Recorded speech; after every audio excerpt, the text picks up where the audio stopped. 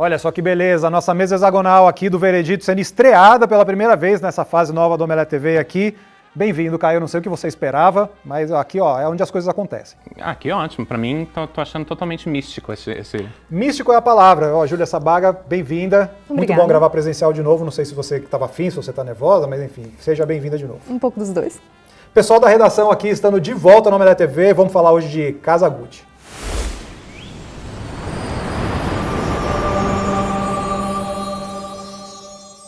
Eu vim representar os fãs de Lady Gaga aqui. Dá pra perceber? Dá pra perceber pela minha indumentária. Talvez os fãs de Lady Gaga terminem esse vídeo um pouco bravos comigo. Ah. Porque eu vou chegar e vou falar assim, ela fez o trabalho dela. Ela foi excepcional? Vamos conversar. Eu sabia que você não tinha gostado tanto quanto você fala que você gostou. Eu gostei do filme. Eu estou falando mais dela, especificamente. Porque eu acho que ela se perde um pouco ali no meio. Tem um momento que o filme também, né, tem aqueles momentos que ele fica se arrastando ali no meio, e daí ela e o Adam Driver, principalmente, se perdem ali nos personagens, e só no final que eu fui entender eles de novo, pareceu toda uma parte da dinâmica entre eles, pareceu meio artificial ali, de casal. Eu gostei muito deles no começo e no final.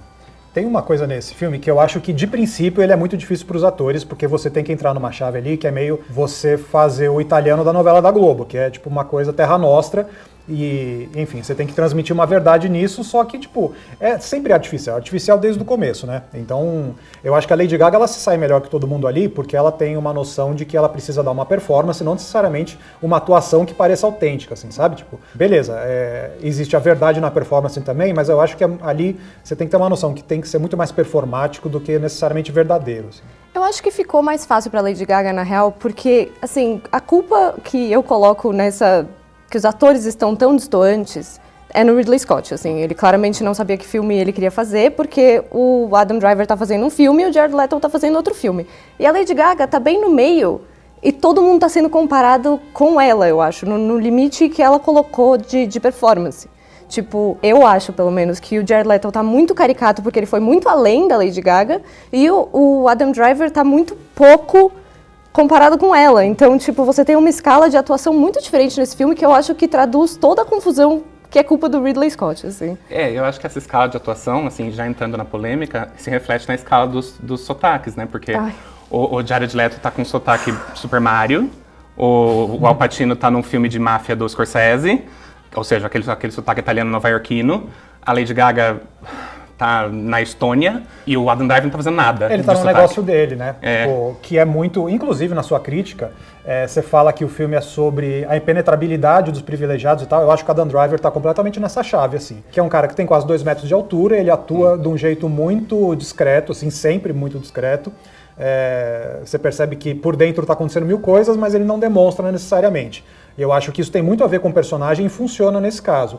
Inclusive, pra mim, tipo, uma das coisas que funciona melhor no filme é o contraste entre ele e a Lady Gaga, porque, enfim, ela aparece uma anã do lado dele, primeiro, assim, e segundo que, realmente, se a história é sobre ela tentando entrar no mundo dele, é uma coisa impenetrável de verdade, né, porque eles estão em mundos completamente diferentes pela atuação dela, o registro da atuação dele, mas, cara, eu acho que às vezes, eu não sei se isso é necessariamente de propósito, assim, parece que o Ridley Scott, ele faz aquela coisa acadêmica que ele sempre faz, obcecado com o detalhe, que em alguns filmes funciona muito bem, eu acho que até recentemente no Último Duelo funcionou essa coisa da obsessão pelo detalhe. Mas nesse caso parece que ele não sabia realmente o filme que ele queria fazer, assim. Ele só sabe ser detalhista, ele sabe dar muita importância pra muita coisa, inclusive coisa desnecessária, assim. Tipo um filme de 2 horas e 40 que meio que perde tempo em coisas desnecessárias, sei lá. E é o registro que ele sabe fazer, sabe? Então, tipo, depende muito dos atores carregarem o filme, e nem todo mundo consegue, né? Tipo, o Jared Leto não consegue, tipo, ele tem a noção da performance, mas ele não tem um talento. Entendeu? Tipo, aí ele vai além, ele quer ser mais performático do que as pessoas performáticas, assim. Cara, eu acho que... Eu tô muito feliz que você não gostou de Jared Leto, porque todo mundo tá falando bem de Jared Leto, e eu assisti e falei, nossa, coisa horrível. E eu acho que é muito por causa do sotaque, que pra mim é uma coisa muito ofensiva, assim, tipo, de verdade, é ofensivo, sabe? Tipo, o que o Jared Leto faz... Eu procurei na internet as críticas italianas de House of Gucci, de Casa Gucci, porque eu queria entender o que as pessoas acham disso, assim, porque nesse filme, quanto mais idiota você é, mais sotaque você tem. E isso tá muito estranho pra mim. E, voltando pro começo que você falou, pra mim o começo do filme funciona muito bem, exatamente porque tem Adam Driver e Lady Gaga e só eles. Tipo, os primeiros 40 minutos do filme funcionam muito bem. E eu acho que eu gostei do Adam Driver porque ele tá no filme que eu queria ver. Tipo, eu por mim veria o filme que o Adam Driver tá com o Jeremy Irons e a Lady Gaga se destacando. Todo o resto tá num clima de um outro filme que eu não entendi, assim, porque nesse filme tem uns 5 filmes. Sim, mas eu gosto desse outro filme. Eu acho que essa é a minha questão.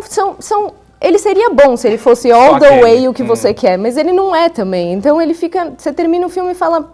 O que você queria ser? Eu acho que você pode ter cada um fazendo um filme diferente se você coloca isso, faz uma unidade de farsa nisso, sabe? E o filme ele não consegue se justificar como farsa, assim. Eu acho que o Ridley Scott deveria ser um pouco mais, como fala, mais fuleiro mesmo, assim, e meio que abraçar a galhofa pra ele fazer essa coisa farsesca que ele tá meio que propondo, né? Propondo no sotaque, ressaltando todos os estereótipos, eles tomam café o filme inteiro, entendeu? Tipo, vários estereótipos. Eu quero um expresso agora, entendeu? Eu fiquei pensando que esse filme ia ser muito bom se ele fosse italiano, mas ele não é. Eu acho que tem uma coisa que tá acontecendo aí, que é meio que... Sabe quando o Império tá no declínio, assim, e aí, tipo, a galera meio que tem que vazar da cidade, eles vão saquear o Palácio Real, assim? Eu tô percebendo isso em Hollywood, assim, você tá tentando realmente impor uma certa relevância num momento que, pô, você tá em declínio, é visível o declínio, e aí, tipo, Cowboy Bebop, eles tentando saquear a cultura japonesa ali, um negócio que não funciona, e agora tentando saquear essa coisa italiana de máfia, como se ele estivesse fazendo o Poderoso Chefão, mas não é o Poderoso Chefão, parece um filme do Ryan Murphy, entendeu? Tipo, é outra coisa, é o oposto. Parece um filme do Ryan Murphy.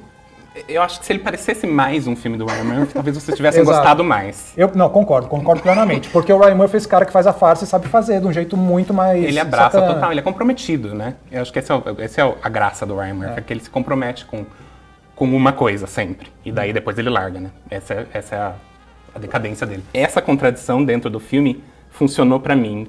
Rolou uma tensão entre esses dois filmes que funcionou pra mim e me divertiu bastante.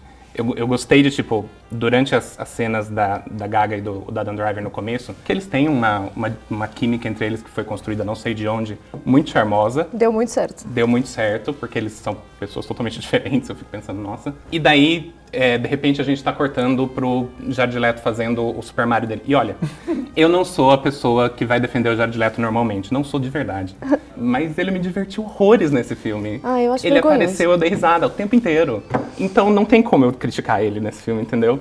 Então, mas então, eu acho que ele, individualmente, ele tá fazendo uma farsa e ele tá fazendo meio filme do Ryan Murphy, entendeu? O Ridley Scott, eu acho que ele tava interessado em fazer outro filme que eventualmente tem essas coisas caricatas e tal, tipo, pô, senti falta de ter um propósito de verdade ali. O filme é um grande nada pra mim, assim.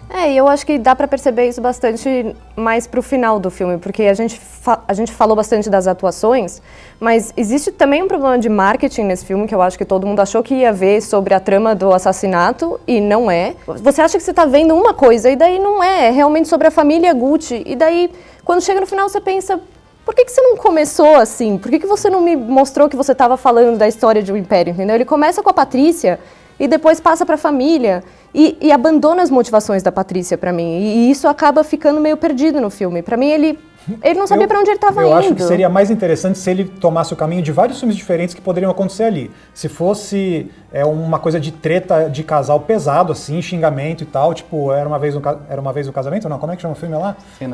História de um casamento. História de um casamento. Se fosse História de um casamento, que aliás é com Adam Driver, seria mais legal. Se na hora que entra a magia negra lá virasse um filme tipo...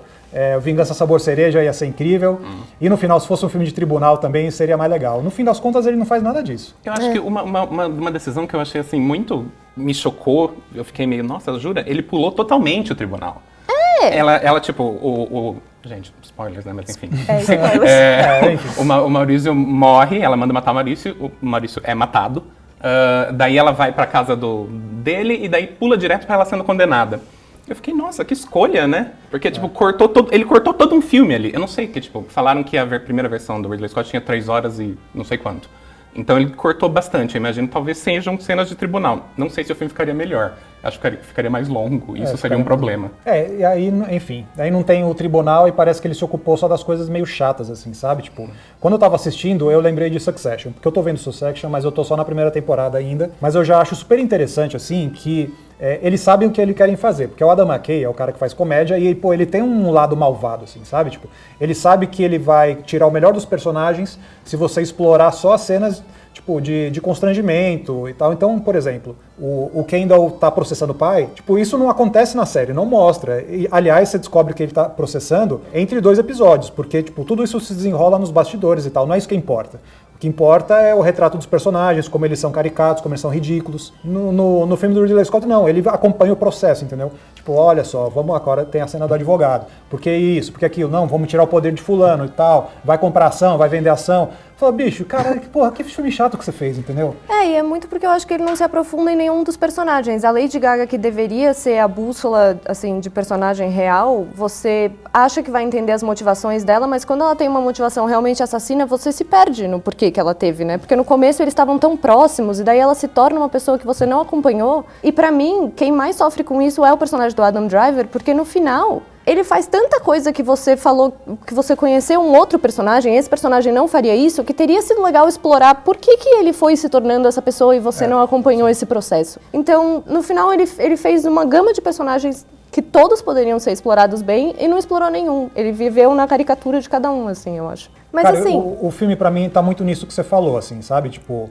o Maurício é um personagem até certo ponto que você meio que sabe direito quem que ele é, só que aí ele vira outro personagem do meio pro fim e você não vê isso acontecendo, assim, sabe? Sim. Tipo, beleza, isso tava escondido, eu acho que é um elemento do filme, o fato de ter sido escondido, porque a Patrícia também não viu, então, beleza, você tem que colocar isso no filme, mas, pô, o filme me perdeu, sabe? Falou, nossa, tipo, do nada virou isso. Ia ser tão legal ver ele se transformando nessa pessoa, né? O desgaste da relação, sei lá, alguma coisa assim, entendeu? Tipo, sim. É isso que eu senti falta, né, nesse miolo da relação deles, de mostrar como foi essa deterioração.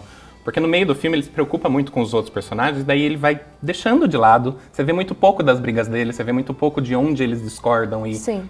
como que é a relação dele com a filha, você vê muito pouco, sabe? Daí você não entende muito como eles chegaram lá. E assim, a gente culpou o Ridley Scott e a gente culpou os atores, mas assim, isso é culpa do roteiro, né? O roteiro desse filme é o problema. É bem qualquer coisa, assim. E assim, eu fiquei falando mal, mas assim, no final das contas eu achei o filme legal. Assim, eu queria deixar isso claro, eu me diverti vendo o filme. Quando terminou eu falei, foi dos filmes de 2 horas e 40 que eu tenho assistido, porque agora todos os filmes têm 2 horas e 40, esse é o que eu reveria mais fácil, assim. Não sei. Dos filmes do Ridley Scott, sei lá, dos últimos 20 anos, eu gosto demais do Conselheiro do Crime, mas eu acho que não é tanto responsabilidade dele, é mais responsabilidade do roteiro do Cormac McCarthy, que é muito esperto e também são personagens que estão atuando numa chave de caricatura, só que aí, pô, me parece um filme perigoso, sabe? Tipo, um filme que tá tentando fazer um desajuste no mundo e aí você é tragado dentro desse mundo, assim, sabe? Tipo, por isso que eu acho mais interessante. Então, que é o oposto desse filme. Esse filme é como se você, olha só, estamos fazendo aqui um filme do Supercine, que é tipo a biografia do Lifetime aqui, dessa galera. Você já sabe quem eles são, você adora a Lady Gaga, então bora, vamos junto, sabe? Tipo, ele não faz nada pra te seduzir, assim. Que recentemente ele fez Perdido em Marte, que é mais legal. Perdido em Marte é legal. Perdido em Marte é legal. Perdido em Marte é carismático, né? É muito. Mas ó, não teve bruxaria nesse filme, vai bater aqui. A gente vai fazer com a nossa bola de cristal da Pina aqui. Vamos ver. Quem vai agora dar os ovos aqui pro filme, Casagutti?